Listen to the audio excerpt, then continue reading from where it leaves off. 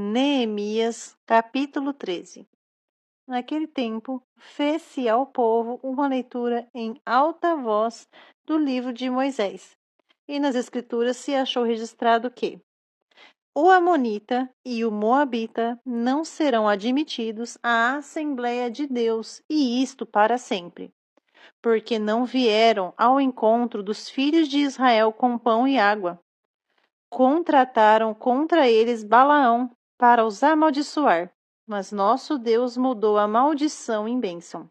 Quando o povo ouviu essa orientação da lei, excluiu sumariamente de Israel todos os que eram de ascendência estrangeira. Antes disso, o sacerdote Eliasibe tinha sido o supervisor dos depósitos da casa de Deus. Ele era parente próximo de Tobias. Ele havia emprestado uma sala que antes fora utilizada para guardar as ofertas de cereal, o incenso, os utensílios do templo e também os dízimos do trigo, do vinho novo e do azeite, determinados para os levitas, para os músicos e cantores e para os guardas dos portões, além das ofertas para os sacerdotes.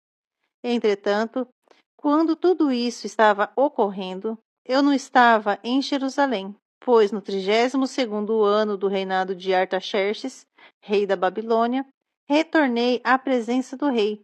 Algum tempo mais tarde, roguei sua permissão, e então recebi autorização e parti de volta a Jerusalém.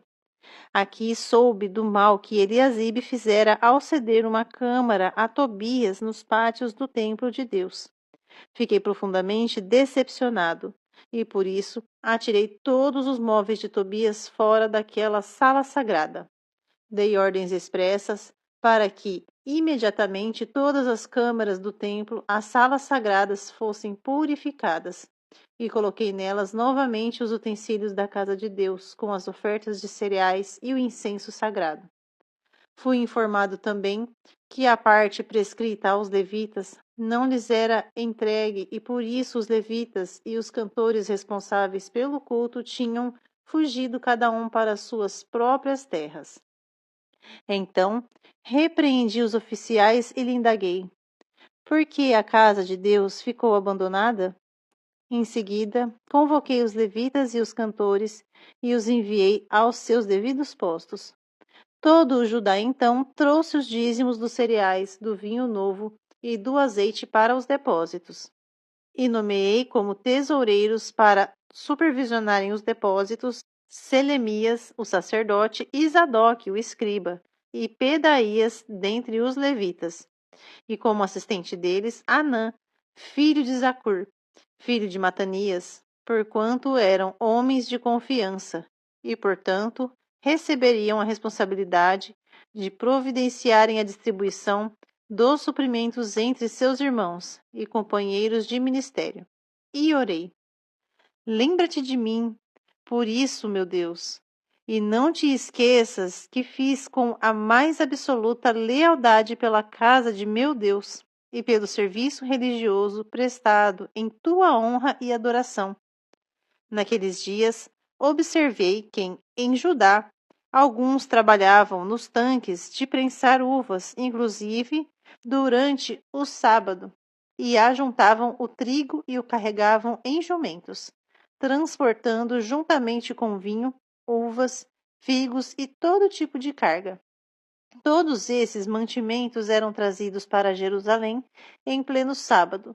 Então, os adverti que não vendessem alimento nesse dia. E em Jerusalém viviam alguns homens de Tiro.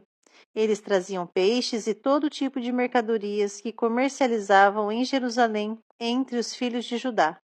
Por esse motivo, censurei os nobres de Judá e lhes questionei: por que estáis praticando um mal tão grande, profanando o dia do sábado? Porventura os vossos pais não cometeram o mesmo erro e por isso o nosso Deus fez vir todo esse mal sobre nós e esta cidade? E vós ainda provocais ira maior do nosso Deus sobre Israel, maculando a guarda sagrada do sábado. Quando as sombras do pôr do sol já chegavam às portas de Jerusalém, antes do início do sábado, eu ordenei que elas fossem todas fechadas. e que não fossem abertas novamente antes de terminar o sábado. E coloquei alguns dos meus homens de confiança junto aos portões, para assegurar que nenhuma carga entrasse durante o dia do sábado. Sendo assim, os comerciantes e vendedores de toda a sorte de mercadorias pernoitaram fora de Jerusalém 1 ou 2 vezes. Protestei, pois, contra eles e os adverti: por que passais a noite em frente ao muro? Se o fizerdes, mais uma vez vou prender-vos. Daquele dia em diante não vieram mais às portas da cidade no dia do sábado. Então dei ordens expressas aos levitas que se purificassem e fossem vigiar os portões, a fim de garantir que o dia do sábado voltasse a ser respeitado como sagrado. Além disso, naquela época constatei também que alguns judeus tinham desposado mulheres estrangeiras de Asdod, Amon e Moabe. A metade dos seus filhos falava a língua de Asdod, ou a língua de um dos outros povos gentios, e não sabiam falar a própria língua de Judá. Eu os repreendi e invoquei maldições sobre eles. Cheguei a espancar alguns deles e arranquei-lhes os próprios cabelos. Fiz com que jurassem pelo Senhor Yahvé o nome de Deus e os adverti: não dareis vossas filhas em casamento aos filhos dos pagãos, e do mesmo modo não tomareis as filhas deles para vossos filhos nem para vós mesmos. Ora, acaso não foi exatamente nisso que Salomão, rei de Israel, errou e pecou? Entre uma multidão de nações, não havia rei que se igualasse a ele. Salomão era amado por seu Deus, e o Eterno o constituiu rei sobre todo Israel. Entretanto, até mesmo Salomão foi conduzido ao pecado pelas mulheres gentias. E nesse presente momento, temos que ouvir que praticais este mesmo grande mal, esta deslealdade contra a pessoa do nosso Deus. E estai vos casando com mulheres estrangeiras? Eis que um dos filhos de Joiada, filho do sumo sacerdote Eliasibe, era genro de Sambalate, o Horonita, e eu tive que expulsá-lo para longe da minha presença. E orei: não te esqueças deles, ó meu Deus, pois profanaram o ofício sacerdotal e a aliança do sacerdócio dos levitas. Deste modo purifiquei os sacerdotes e os levitas de toda a prática e influência pagãs, e lhes determinei responsabilidades, cada um de acordo com o seu próprio cargo.